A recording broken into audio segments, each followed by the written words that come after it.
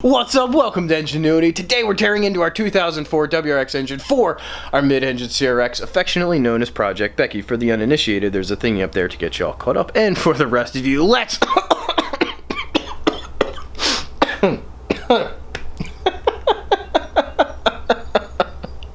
I failed, so I got nothing. Let's just do this.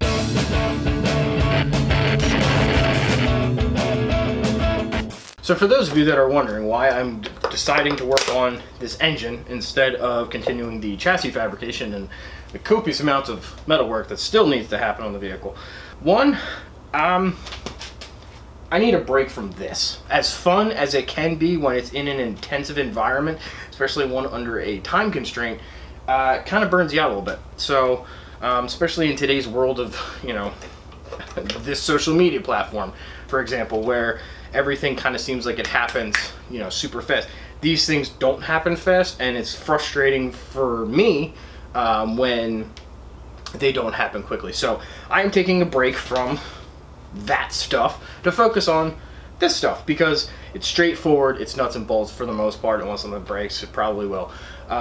Two, from a pragmatic standpoint, especially considering the lead times with deliveries of everything getting delayed these days, anytime you have the opportunity on a used engine to tear it down before you use it, and we're not going down to the short block, but just getting a lot of the kind of ancillary components inspected, checked out, it's always a great idea because it gives you an idea of A, what you got, but more importantly, what you didn't get, those missing components, but also the broken things, the missing things, the leaking things. And so we now have the opportunity to address those, order those, fix those, so that way when we're actually putting this thing together, we don't get stalled out by a missing part, or we're not chasing a gremlin for a week for a broken wire or a leaking hose.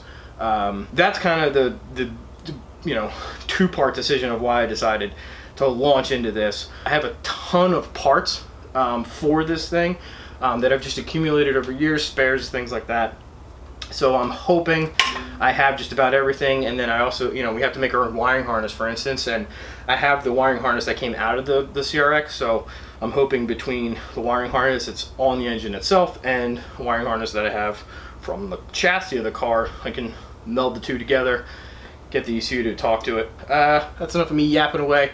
Let's cue that work music and get some shit done.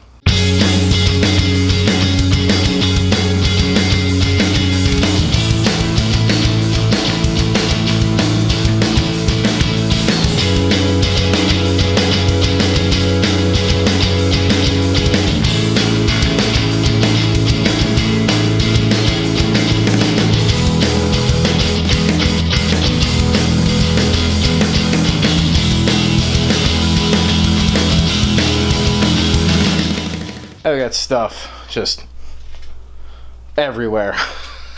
So, I mean, honestly, is that any different than normal, though? I'm kind of a mess all the time. Anyway, so now that we got everything taken apart, just going to go through everything and make lists of all the stuff that we need. We're going to need a, thermostat, water pump, just kind of maintenance items like that, spark plugs. A lot of it's, maintenance stuff. It's a really long-winded way of saying I'm going to make a list of parts to buy, slap this thing back together, and put it in the car with the transmission so we can kind of start getting things mapped out of where they need to go. There, I said it. Now I'm going to do it.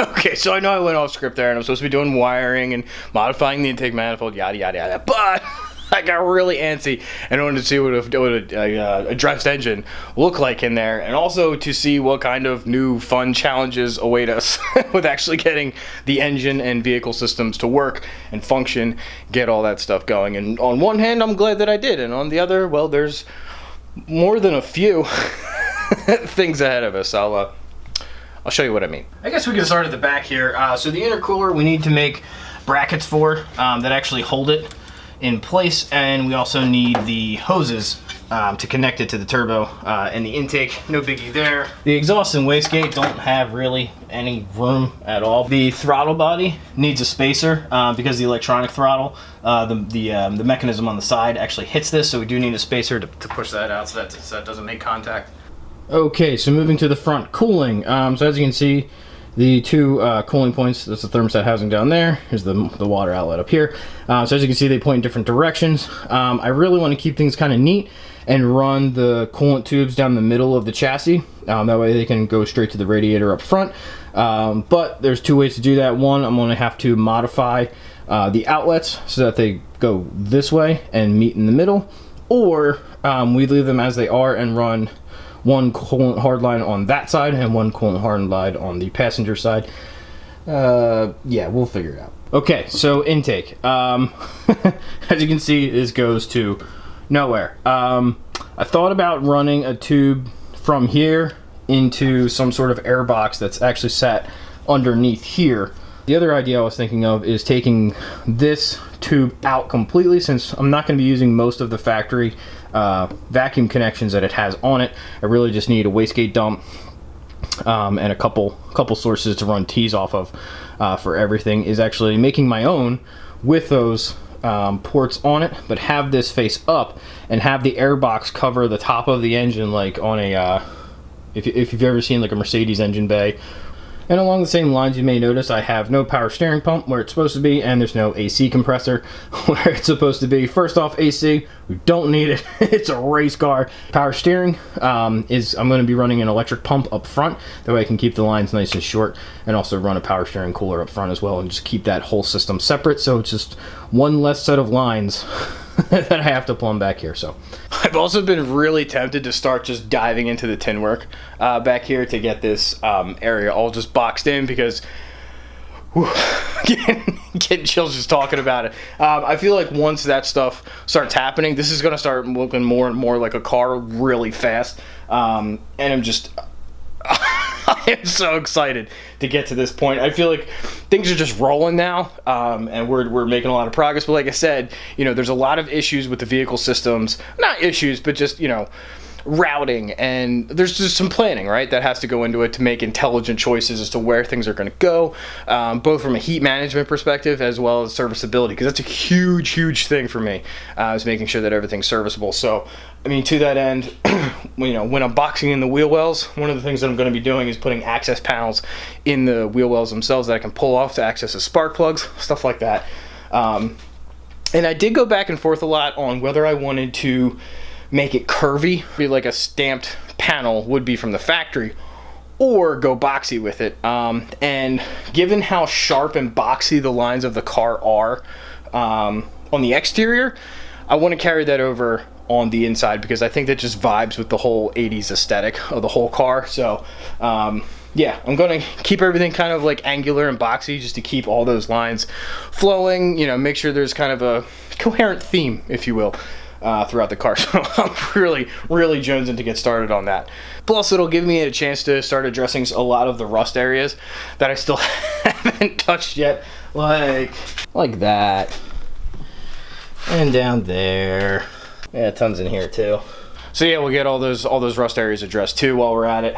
Get all this stuff cleaned up, and you know, I really do think once that tin work starts happening back here, it's going to be like a complete transformation from, because I still feel like even though the two, you know, everything's where it's supposed to be right now, especially even with the engine inside it, that gets me really excited just looking at it. Once that tin work's done, that's really gonna just pull everything together, and it's gonna be like, okay, this is a car now. This isn't just a go-kart with a shell. You know what I mean? So yeah, I guess it's more of a talking video than a working one, but that's just the way it goes sometimes, I guess.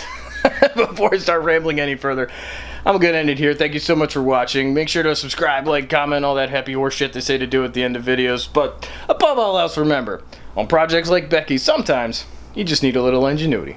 I will see you next time.